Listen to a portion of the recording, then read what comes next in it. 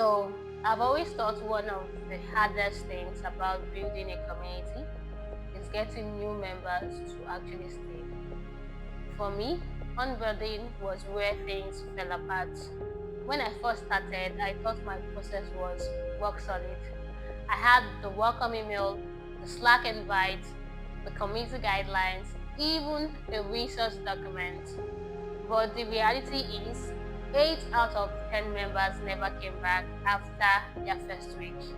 It was one of those moments where I thought, maybe I'm not cut out for this. But instead of quitting, I went all in. I started experimenting, breaking things, testing new approaches, and over time, I figured out what was actually going wrong. So in this video, I am going to share the 3 biggest onboarding mistakes I have made and the exact changes I used to turn things around. So if you've ever wondered why people join your community but don't stick around, this one is for you. Most people think onboarding is just about giving people all the information up front. A welcome email, a Slack invite, maybe a list of resources. Do that and they will figure the rest out, right? That's exactly what I thought in the beginning. I believed if people had the tools, they would naturally know what to do next. Spoiler alert, that's not what happens basically. Giving people a list of tools or a list of information doesn't mean they will use it. If anything, it will just make them feel overwhelmed. But the truth is, that is not how community works. Onboarding isn't about information, it's about connection and momentum. If you miss that, members disappear. And the funny thing, with more communities I studied, including Discord, Slack, groups, membership, WhatsApp channels, the clearer this became. The communities that thrive weren't the ones with the most resources. They were the ones where people felt like they belonged quickly and had small wins early. My name is Joy Ndukwe and I've been managing and building communities for a few years right now. And here's the real talk, I don't always get it right. I still remember logging in one morning and realizing that almost no one from the previous month sign up were active anymore. That sinking feeling, it felt like failure. And honestly, part of me wanted to shut everything down. But instead of giving up, I went back to the drawing board. I asked questions, I interviewed the members who left, I shadowed other community managers who were doing it right. Over time, I spotted out 3 key mistakes I was making. And once I fixed them, everything changes. Members didn't just show up, they actually stayed, engaged, and even invited others. So here's what I'm going to do. I'll walk you through those 3 mistakes, share how they showed up in my community, the exact fixes I used, and the results I saw after making the switch. By the end of this video, you will not only see what not to do, but you also have a framework you can apply in your community starting this week. Let's dive in. So before we jump into the mistakes, I want you to remember this. Onboarding isn't about the first impression. It is the foundation of everything that follows. If you get it wrong, engagement collapses. But if you get it right, members don't just stay. They contribute, they connect, and they also bring others with them. And that was one of the biggest shifts I had to make. Stop thinking of onboarding as a one-time event and start treating it as part of the journey or as part of the start of the journey. Mistake 1, treating onboarding like a one-time event. Engagement doesn't happen in a single moment, and that is something as community managers we need to understand. I used to think, okay, they've joined, said hi, gotten their welcome email, done. But here's what actually happened. By week 2, the chat was silent. I remember one member telling me, I just forgot about the group after the first week. And it wasn't because they didn't care, it was because I wasn't giving them reasons to come back. So I built a 2 weeks onboarding flow with small touch points. Day 1, a personal welcome message from me. Day 2, a fun to know you question everyone could answer in 1 sentence. day 3 to like day 8 or day 10. A short resource each day drops. Not a whole library, just one thing they could actually use or do per day.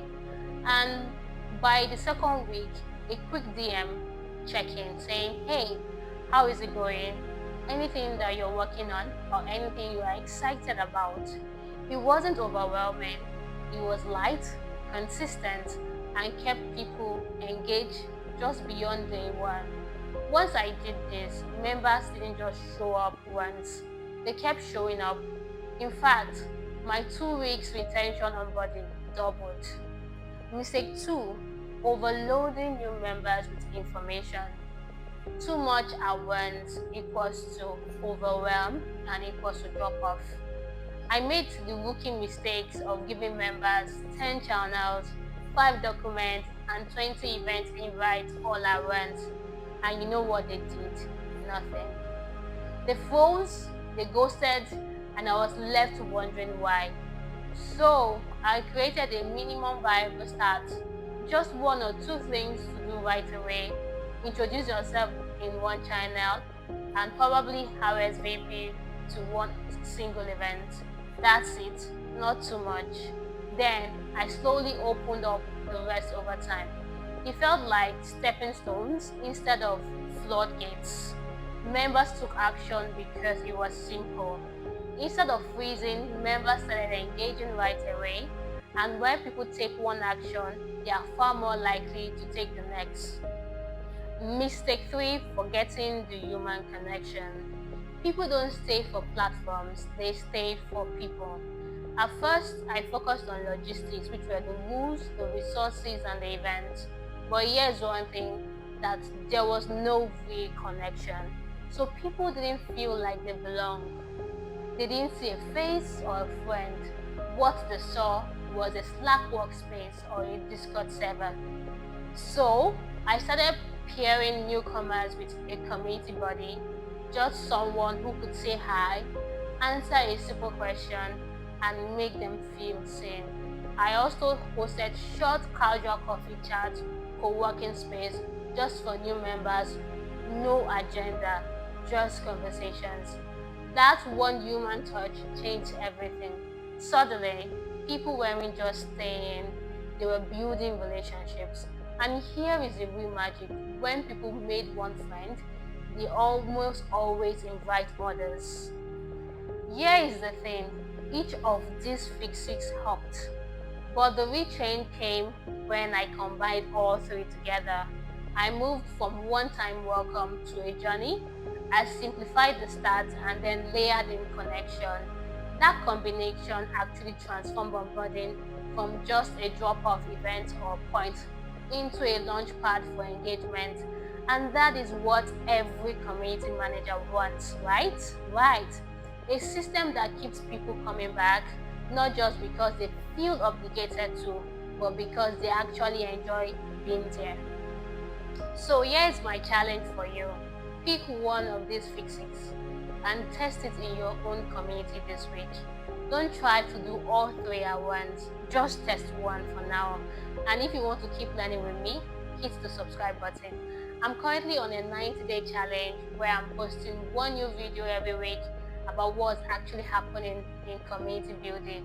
So if you want to skip the mistakes I made and follow along as I figure out this learning phase in real time, subscribe and join me on this journey. Remember, onboarding isn't just about a welcome, it is a foundation for your community. And when you get it right, engagement becomes natural. But here's the thing, onboarding is just the start. Keeping the momentum going long term, that is the real challenge.